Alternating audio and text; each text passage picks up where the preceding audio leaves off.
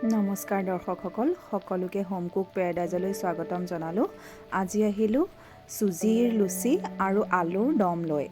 আমাৰ ইয়াত এইকেইদিন নেৰানেপেৰা বৰষুণ, সেয়েহে বহুত বেছি ঠাণ্ডা পৰিছে। সেয়ে ভাবিলোঁ আজি লুচি আৰু আলুৰ দমকে বনাওঁ। লুচিখিনি বনাবৰ বাবে এয়া একাপ আটা লৈছোঁ। ৰঙা বা বগা যিকোনো আটা ল'লেই হ'ব। তাৰ লগত আধা কাপ চুজি লৈছোঁ আৰু এয়া আধা কাপতকৈ কম ৰিফাইণ্ড অইল দিছোঁ আৰু এয়া নিমখ, লগতে কেইটামান কালজিৰা দিছোঁ। এইখিনি ভালদৰে মিক্স কৰি কুহুমীয়া পানীৰে সৈতে ভালদৰে এইখিনি সানি ল'ম। পানীখিনি একেলগে নিদিওঁ, অলপ অলপকৈ দি আটাখিনি ধুনীয়াকৈ মাৰি ল'ম।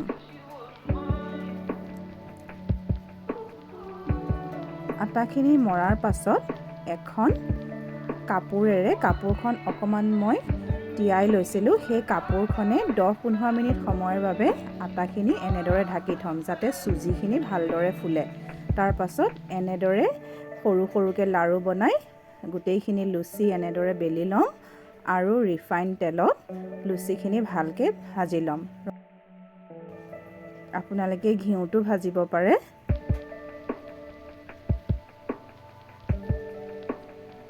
লুচিখিনি এনেদৰে ভজাৰ পাছত এতিয়া আহোঁ আলুৰ দমখন বনাবলৈ।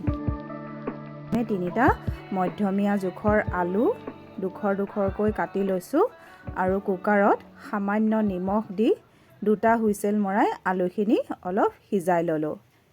এয়া এটা ডাঙৰ বিলাহী কাটি লৈছোঁ, লগত এটা পিঁয়াজ, জলকীয়া, লগত লৈছোঁ নৰসিংহ পাত আৰু অকণমান সৰিয়হ।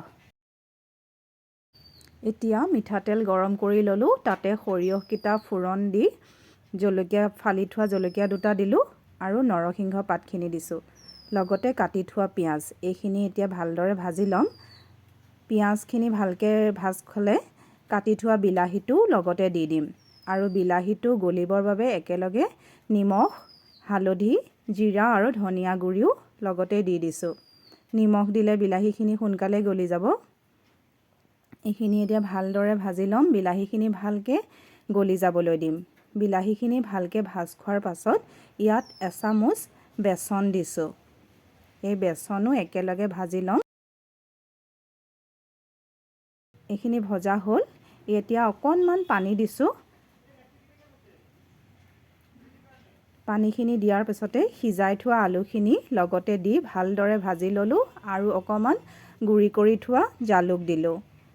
জালুকৰ সৈতে এইখিনি ভালদৰে লৰাই লোৱাৰ পাছত একেবাৰে শেষত সামান্য চেনি দিছোঁ। চেনি অকণমান দিলে খাবলৈ ভাল পাওঁ, সেয়ে মই চেনিকণ দিওঁ, আপোনালোকে নিদিবও পাৰে।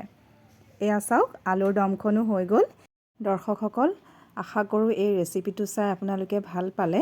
এনেদৰে আপোনালোকেও বনাই খাব আৰু কেনে পায় মোক নিশ্চয় কমেণ্ট কৰি জনাব।